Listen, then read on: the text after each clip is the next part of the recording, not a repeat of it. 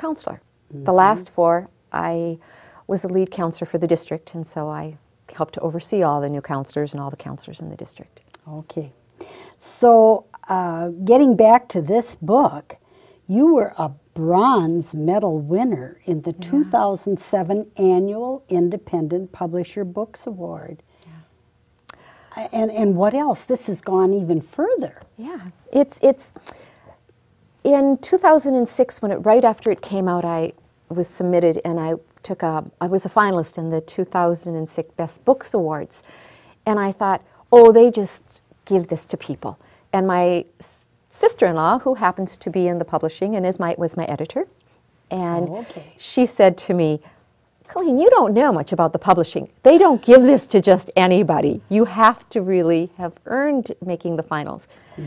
And then in 2007, I took a bronze in the Independent Book Publishers Award. That is like the Sundance Film Festival for independent books. Okay. And in this, over 3,000 books were submitted in 65 categories from all the states, from 8 provinces, from 17 countries. And my little book was a finalist and took a bronze. And that was just like, wow. And then this year, in the 2008 Indie Excellence Awards, it that's a big national award. It made the finals in the spirituality category. Isn't that wonderful? And that's exactly what this is very, very spiritual. And maybe you'd like to read something from the book. I will. Did you have a chapter or something that really stood out to you? Well, I not any particular one, no. I guess I have to say that age was one, because each year I feel it creeping up on me. So that was of interest to me. Yes. Okay, then I'll read the chapter on age. Maybe I should just kind of explain. The book is it's not a very long book, but it's filled with a lot of wisdom. Absolutely. And when I wrote the book, it took a number of years to write. My husband says, Colleen, you can't tell people it took years, it's this big. And I said, but life happens. And when things were all in chaos, it was really hard to hear the voice that I believe was given to me to hear, to share the words. And when the book finally finished, when I was done, and I walked away from it, I cried. And every time I read it, even for me, because it was such an emotional book, and Tree Spirited Woman is so real. So. Well, and if Colleen is reading from chapter 10 on age, just to tell you a few of the other chapters, she writes marriage, relationships, truth, prayer. You hit every topic. And as you wrote, you kind of added your little comments at the end of each chapter. So go ahead, I won't. Okay. First of all, I'm just going to go back to, there's a lot of truth in the book. A lot of truth in the book. It is a story, but there's a lot of truth. So, okay. I started into the woods, looked around at the trees and the foliage, and was impressed with all the variations of green. The weather felt like midsummer, and the summer solstice was still about a month away. As I walked, enjoying the smells and the warm air, I saw a tree-spirited woman on the path ahead, waiting for me. When I reached her, she smiled, took my arm, and led me to a grassy spot where she had already placed her old blanket. I am so pleased you are here, she said as we sat down. For a moment I wondered if she actually thought I wouldn't come. Before we begin, you must connect with this spot, she said, smiling. I knew this was her way of quieting me down. Being a type A personality, this quieting down time had become a helpful technique that I now used in my everyday life. Closing my eyes, I took some deep breaths and listened to the sounds all surrounding me. Lost in my own quieting moment, I heard her say, I am tired. My time is near. Looking at Tree-Spirited Woman, I said, You've told me before that you're tired and your time is growing near. I'm not sure what you mean. It worries me. Are you sick? I mean, how old are you anyway? Tree-Spirited Woman looked further into the woods, and for a moment seemed to be drifting into a trance. And then she began. Age is but a number one uses to recognize the years that have passed. If someone is in the upper numbers, society considers them old. She then looked at me and continued. You can be as old or as young as your body or mind will let you be. When one has lived many years, the body is not always able to do what it once could as a child. The body has many ways of letting us know what it needs.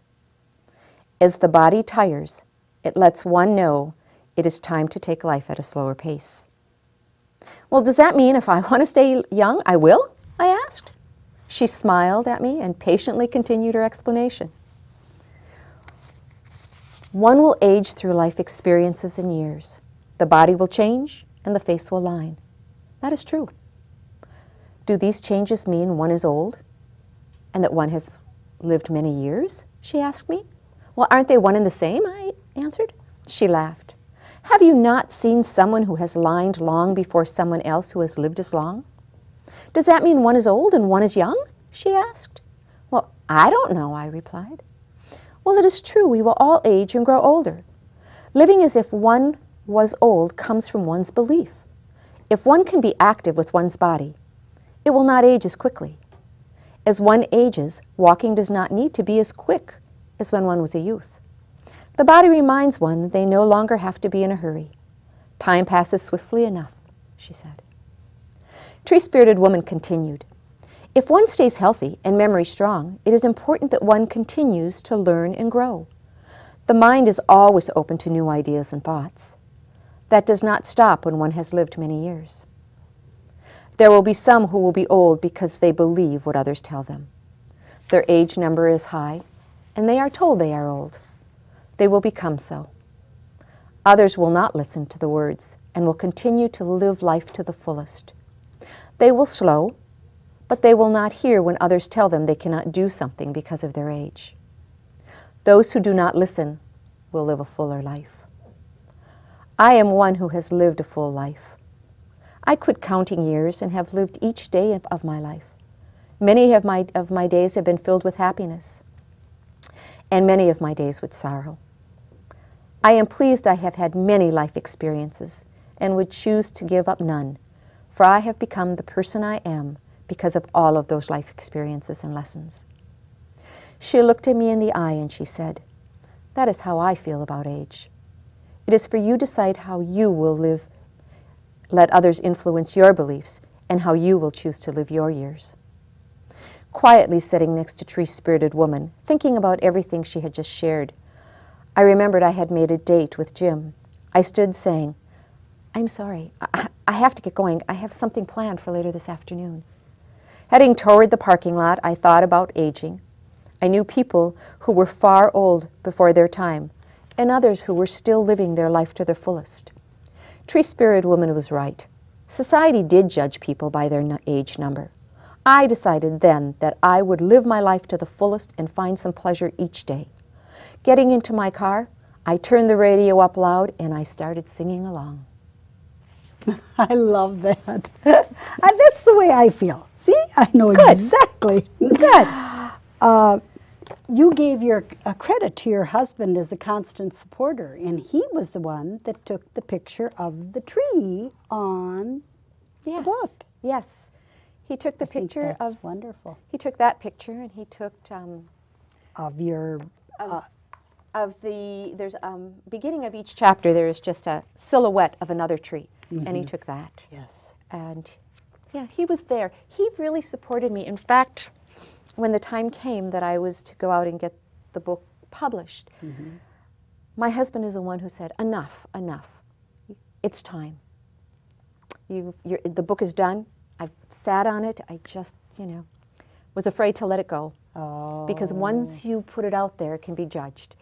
And it was so important to me and felt so real to me that it was hard. But he really was my support system on that one. That's wonderful. And then you mentioned Nancy Yes. was your editor. Yes.